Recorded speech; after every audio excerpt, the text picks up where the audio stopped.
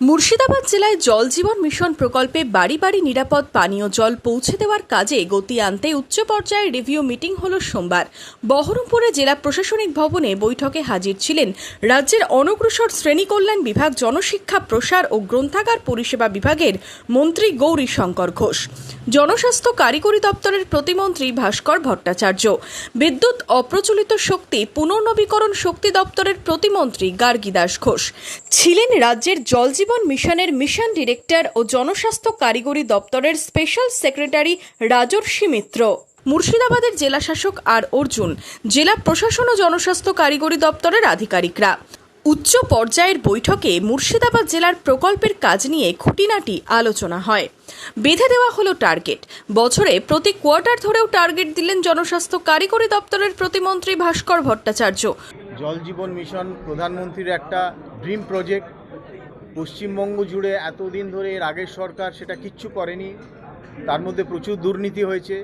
সেইটাকে সরিয়ে দিয়ে আগামী দিনে মানুষের কাছে জল কী করে পৌঁছানো যায় তার একটা প্রপার প্ল্যানিং এবং ডিসকাশন আজকে হলো। যেগুলো বাকি আছে সেগুলো আগামী দিনে এগোতে হবে এবং আপনারা দেখবেন এই টাইম বাউন্ড কাজ এখন থেকে হবে।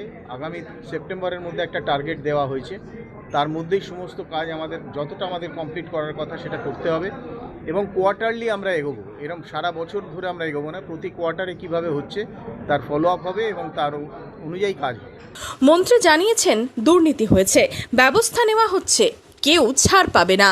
দুর্নীতি হয়েছে, হাজার হাজার কোটি টাকার দুর্নীতি হয়েছে। পাইপ বিছিয়েছে, জল যায়নি, জলের সোর্স নেই, পাইপ লাগানো হয়ে গেছে, অনেক কিছু করেছে, টাকা নিয়ে চলে গেছে। এগুলোরও তো ভেরিফিকেশন হচ্ছে, আগামী দিনে আরও জানতে পারবে না, অবশ্যই নেওয়া হবে, কেউ ছাড় যাবে না।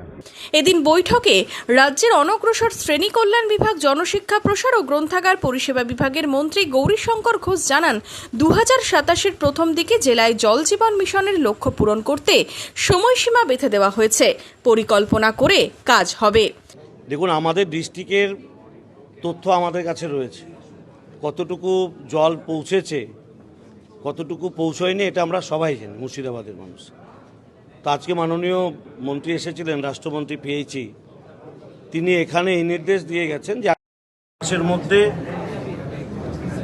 একটা নির্দিষ্ট লক্ষ্যমাত্রা বেঁধে দিয়েছেন, সেই কাজ সম্পন্ন করতে হবে।